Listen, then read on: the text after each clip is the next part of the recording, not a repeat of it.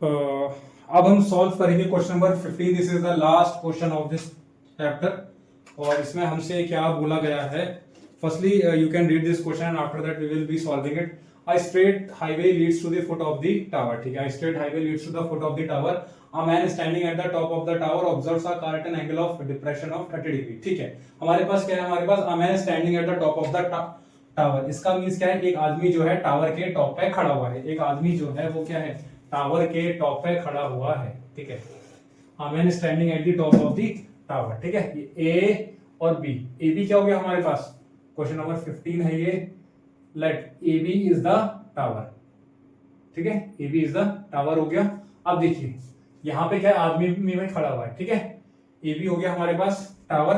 A man standing at the top of the tower observes a car at an angle of depression 30 degree. ठीक है, observes a car at an angle of depression 30 degree. अब देखिए इसका मतलब क्या है हमारे पास, ये क्या हो गया हमारे पास, दिस इज द ग्राउंड हो गया। ठीक है, ये मान लेते हैं सी। ये एसी क्या हो गया हमारे पास, एसी इज द ग्राउंड हो गया। ठीक है, अब इसने क्या देखा ना, यहाँ पे एक आदमी खड़ा हुआ है। यहाँ पे क्या है, एक आदमी है।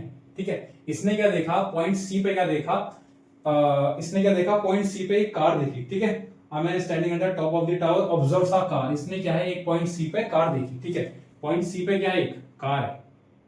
ठीक है, पॉइंट सी पे क्या है, कार है, इसने देखी। तो उस कार का एंगल ऑफ डिप्रेशन गिवन है। उस कार का क्या है, एंगल ऑफ डिप्रेशन गिवन है। अब देखिए एंगल ऑफ डिप्रेशन जब भी होता है तो इसका मतलब क्या होता है कि आप ऊपर से नीचे कुछ देख रहे हैं। ठीक है, तो ये क्या हो जाएगी हमारे पास, लाइन ऑफ साइट हो जाएगी हमारे पास। BC is the line of sight हो जाएगी। अब क्या होता है हमारे पास, एंगल ऑफ डिप्रेशन जो होता है वो हॉरिजॉन्टल लेवल और लाइन ऑफ साइट के बीच वाला एंगल होता है। ये क्या हो गया हमारे पास, दिस इज द ग्राउंड। ये हो गया हमारे पास ग्राउंड। तो जो हमारे पास हॉरिजॉन्टल लेवल होता है that is the line parallel to the ground. तो ये हो जाएगा हमारे पास हॉरिजॉन्टल लेवल। ये क्या हो जाएगा, हॉरिजॉन्टल लेवल। ठीक है, अब इसके बीच में जो एंगल ऑफ, इसके बीच में अब क्या होता है फॉर्म हमारे पास, एंगल ऑफ डिप्रेशन फॉर्म होता है। और एंगल ऑफ डिप्रेशन है कितना गिवन हमें, 30 डिग्री। लेकिन इसको हमें क्या है, ऑल्टरनेट एंगल्स में वी हैव टू टेक। तो यूं जेड में ये अगर है 30 तो ये भी हमारे पास 30 डिग्री हो जाएगा। ठीक हो गया। आगे क्या बोला है, which is approaching the foot of the tower with a uniform speed. ठीक है, अब ये जो है ना कार, इसमें क्या लिखा है, car is approaching the foot of the tower. अब टावर का फुट क्या होगा, ये होगा ना, this will be the foot of the tower. अब ये जो है ना कार है, ये कार क्या है, ये टावर के फुट की तरफ जा रही है। This car is heading towards the foot of the tower. इसका मतलब क्या है, ये कार आपकी इधर को मूव कर रही है। ठीक है, आगे क्या बोला है, 6 seconds later the angle of depression of the car is found to be 60 degree. 6 second बाद हमें एंगल ऑफ डिप्रेशन गिवन है। अब देखिए इसमें लिखा है which is approaching, car is approaching the foot of the tower. ये ली car, it is approaching the foot of the tower. इसका मतलब क्या है, कार आपकी इधर को जा रही है। ठीक है, अब देखिए 6 सेकंड बाद, पहले कार इधर थी, 6 सेकंड्स बाद सपोज भाई करते हैं कि कार आपकी एम पॉइंट पे आ गई 6 सेकंड्स में। 6 सेकंड्स में क्या है, कार आपके कार में किस पॉइंट पे आ गई, कार आ गई एम पॉइंट पे। Let car reaches point M after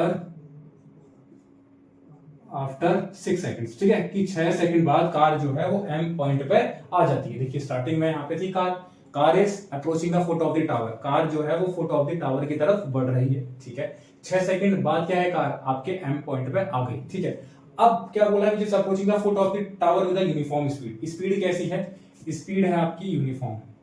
speed कैसी है, यूनिफॉर्म। यूनिफॉर्म मतलब कांस्टेंट स्पीड, सेम स्पीड है। अगर क्या मान लीजिए कार की स्पीड 20 है तो 20 ही चल रही है स्पीड, 20 की स्पीड पे ही भाई चल रही है वो। ठीक है, car is moving with a uniform speed. ठीक है, अब क्या बोला है, 6 seconds later the angle of depression. हाँ, 6 सेकंड बाद एंगल ऑफ डिप्रेशन गिवन है। मतलब यहां से क्या है, 6 सेकंड बाद जब देखा तो एंगल ऑफ डिप्रेशन, ये क्या हो जाएगा हमारे पास, लाइन ऑफ साइट हो जाएगी एमबी। लाइन ऑफ साइट क्या हो जाएगी, एमबी। हॉरिजॉन्टल तो लेवल यही रहेगा, हॉरिजॉन्टल लेवल। ठीक है, तो 6 सेकंड बाद एंगल ऑफ डिप्रेशन में कितना गिवन है हमें, वो गिवन है 60 डिग्री। ठीक है, तो अगर ये 60 है तो इतना भी तो 60 होगा। ठीक है, बिल्कुल इतना भी हमारे पास 60 हो जाएगा। ठीक है, अब क्या बोला है, find the time taken by the car to reach the foot of the tower from this point. This point मतलब कौन सा है, ये एम पॉइंट की बात कर रहे हैं, इसका मतलब है दिस पॉइंट। अरे लास्ट बार वो एम पॉइंट की तो बात करी ना, फ्रॉम दिस पॉइंट। देखिए आप ये बताइए, ये दिस, यहाँ पे ये जो दिस वर्ड यूज हो रखा है ना, यहाँ पे जो ये दिस वर्ड यूज हो रखा है, ये किस पॉइंट के लिए इस्तेमाल हो रखा है, ये जिस पॉइंट से बाद वाला एंगल ऑफ डिप्रेशन गिवन है, ये जो यहाँ पे दिस वर्ड यूज हो रखा है ना, ये जो यहाँ पे दिस वर्ड यूज हो रखा है, ये किस पॉइंट के लिए इस्तेमाल हो रखा है? ये उस पॉइंट के लिए इस्तेमाल हो रखा है जिसका हमें एंगल ऑफ डिप्रेशन गिवन है। बाद में हमें एंगल ऑफ डिप्रेशन बाद में हमें किस पॉइंट का गिवन है? इस एम पॉइंट का गिवन है ना, तो इस पॉइंट की बात कर रहे हैं यहाँ पे, ठीक है। हमसे क्या बोला है? Find the time taken by the car to reach the foot of the tower from this point. From this point मतलब अभी हमने एंगल ऑफ डिप्रेशन में किसका निकाला? एम का निकाला। तो ये जो दिस पॉइंट है, this point refers to M, तो ये this point refers to point M, this point refers to point M, ठीक है ना, क्योंकि रिसेंट में जो पॉइंट की बात हो रही थी वो पॉइंट एम ही था, ठीक है। तो रिसेंट में जिस पॉइंट की बात हो रही थी वो पॉइंट एम ही था, ठीक है। तो ये दिस पॉइंट जो है ये एम को रेफर कर रहा है, ठीक है। अब क्या बोला है? इस पॉइंट से कार का फुट रीच करने में कितना टाइम लगा, ठीक है। इस पॉइंट से टावर का फुट, सॉरी कार का फुट नहीं, टावर का फुट, इस पॉइंट से टावर का फुट रीच करने में कितना टाइम लगा, ठीक है। अब देखिए एक बात सुनिए, let time taken by car to travel distance M A be X seconds. मान लेते हैं कि एक्स सेकेंड्स लग गए। कितना टाइम लग गया? एक्स सेकेंड्स लग गए। चलिए टी मान लेते हैं, टी सेकेंड्स लग गए, ठीक है। मान लेते हैं कि एम से ए वाला जो डिस्टेंस था वो ट्रेवल करने में भाई कितने सेकेंड्स लग गए? टी सेकेंड्स लग गए आपका, ठीक है ना। अब देखिए, अब एम ए को हम क्या मान लेते हैं? एक्स मान लेते हैं डिस्टेंस को। Let M A distance is equal to X, ठीक है ना। अब क्या बोला है? टावर की हमें हाइट भी नहीं गिवन है, कुछ नहीं गिवन है, ठीक है। टावर की हमें हाइट भी नहीं गिवन है, टावर की हाइट मान लेते हैं हम एच, ठीक है। लेट टावर हाइट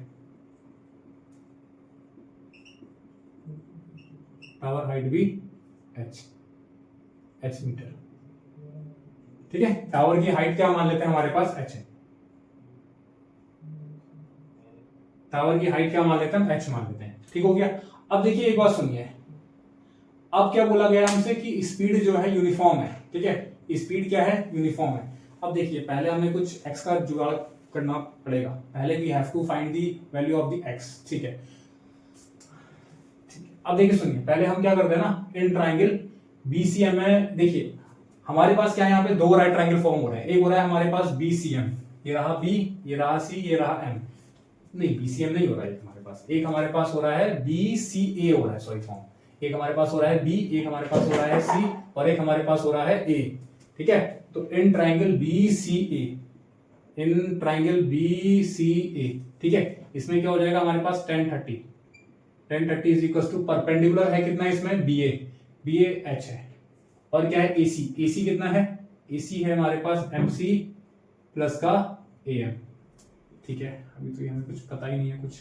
एएम को हमने माना है एक्स माना है, ठीक है। एएम को हमने मान लिया एक्स माना है, ठीक है। अब एक काम ये कर लेते हैं ना कि एमसी को भी कुछ सपोज कर लेते हैं, ठीक है, क्योंकि एमसी जो डिस्टेंस है इसको हम मान लेते हैं वाई मान लेते हैं, ठीक है। एमसी जो है भाई डिस्टेंस, इसको क्या मान लेते हैं? वाई डिस्टेंस है।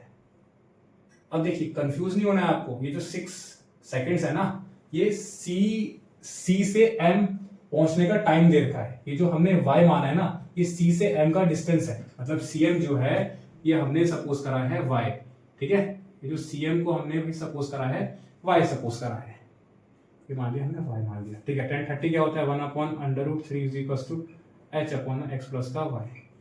अब एक और हमारे पास क्या है? राइट ट्राइंगल फॉर्म हो रहा है, वो क्या है? बी एम ए, ठीक है। बी एम ए, हम बी एम ए में लगा देते हैं, तो क्या हो जाएगा? 10 60 is equal to A B upon में ए एम आ जाएगा। 10 60 कितना होता है? √3। ए बी कितना है? एच। ए एम कितना है? एक्स। तो √3x इक्वल टू आ जाएगा एच, ठीक है।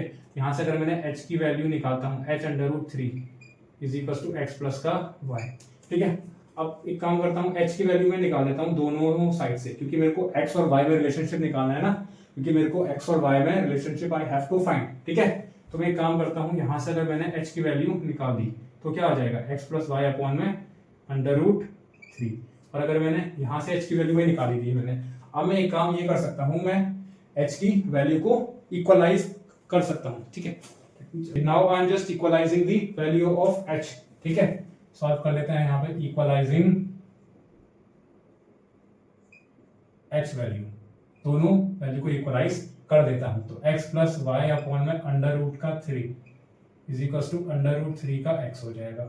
x plus Y is equal to under root 3 into under root 3 कितना हो जाएगा, 3x हो जाएगा। y is equal to 3x minus का x, y कितना आ जाएगा आपके पास, 2x आ जाएगा, ठीक है। अब देखिए एक बात सुनिए, हमसे क्या बोला है, स्पीड जो है वो हमें कांस्टेंट दी है, मतलब स्पीड जो है वो क्या है, हमें कांस्टेंट दी है। इसका मतलब क्या है, जो उसने cm बाय डिस्टेंस में ट्रेवल करा उस दौरान जो स्पीड होगी विल बी इक्वल टू जो उसने ma डिस्टेंस में ट्रेवल करा उस दौरान जो स्पीड होगी वो क्या होगी, आपस में इक्वल होगी। क्यों इक्वल होगी, क्योंकि हमें यूनिफॉर्म स्पीड गिवन है। अरे यूनिफॉर्म स्पीड का मतलब यही तो हो गया ना कि वो c से उसने स्टार्ट करा और a तक वो एक कांस्टेंट स्पीड से जा रहा है। अरे यूनिफॉर्म स्पीड का मतलब यही तो हो गया ना कि उसने c से स्टार्ट करी जर्नी, c से उसने स्टार्ट करी जर्नी और पॉइंट a तक क्या है, ही is moving at a constant speed. इसका मतलब क्या है, cm डिस्टेंस उसने जिस स्पीड से भाई मूव करा that will be equal to ma by distance, मतलब cm बाय डिस्टेंस उसने जिस स्पीड से भाई मूव करा that will be equal to ma by distance की स्पीड क्या थी, ठीक है। अब चाहे उसने cm बाई ट्रेवल करा हो चाहे उसने ma बाई ट्रेवल करा हो, ठीक है। cm एक मिनट इसको थोड़ा सा अच्छे से वो लिख लेता हूं ताकि आप कंफ्यूज ना हो। Speed during speed in travelling distance cm will be equal to speed in traveling distance ma, ठीक है। अब देखिए अब क्या है ना, cm बाई डिस्टेंस उसने जिस स्पीड से ट्रेवल करा that will be equal to ma distance उसने जिस स्पीड से ट्रेवल करा। cm डिस्टेंस उसने जिस स्पीड से ट्रेवल करा that will be equal to speed in travelling the ma distance. क्यों, cm डिस्टेंस उसने जिस स्पीड से ट्रेवल करा that will be equal to ma distance उसने जिस स्पीड से ट्रेवल करा। क्यों दोनों में स्पीड इक्वल होगी, दोनों में स्पीड इसलिए इक्वल होगी क्योंकि हमें क्या है, यूनिफॉर्म स्पीड गिवन है, हमें क्या है, यूनिफॉर्म स्पीड गिवन है इसलिए, ठीक है। मतलब उसने सी से अपनी जर्नी स्टार्ट करी और वो ए तक गया और he is moving at a constant speed, uniform speed, ठीक है। अब स्पीड क्या होता है, distance equals to speed into का टाइम होता है ना। तो स्पीड क्या हो जाएगा आपके पास, डिस्टेंस अपॉन में टाइम। डिस्टेंस कितना है, cm बाई डिस्टेंस कितना है, x है। टाइम कितना है इसका, 6 सेकंड्स देखा है, ठीक है। ma डिस्टेंस कितना माना है हमने, नहीं cm तो y है ना, हमने y माना था ना, ये y माना है, ठीक है। ma बाई डिस्टेंस कितना है, x है। और इसमें वो कितनी स्पीड कितनी मानी है इस दौरान, ma लिखा है ना, let time taken by car to travel distance ma be t seconds. कितना है टाइम, t सेकेंड्स है। अब देखिए y की मैं यहां से क्या है वैल्यू 2x पुट कर देता हूं अपॉन में 6 इक्वल्स टू x अपॉन में t। तो 2 1 जा 2 3 जा 6, x से x गया तो t कितना आ जाएगा, 3 सेकेंड्स। ये हमारे पास इसका आंसर आ चुका है, ठीक है। इसका मतलब क्या है, टाइम कितना लगा, 3 सेकेंड्स, ठीक है। अब देखिए अगर इसमें ये क्वेश्चन आ जाता कि c से, अगर इसमें ये क्वेश्चन आ जाता कि c से a डिस्टेंस ट्रेवल करने में कितना टाइम लगा, तो क्या आ जाता, कितना टाइम आ जाता, c से m ट्रेवल करने में लगे 6 सेकंड और m से a बाई ट्रेवल बाई करने में लगे 3 सेकंड। तो टोटल टाइम कितना हो जाता फिर, 9 सेकंड हो जाता है इसका आंसर फिर, ठीक है। तो इसी के साथ we are done with this chapter. Now you have to tell which chapter I should bring in the upcoming videos. Thank you and have a nice day.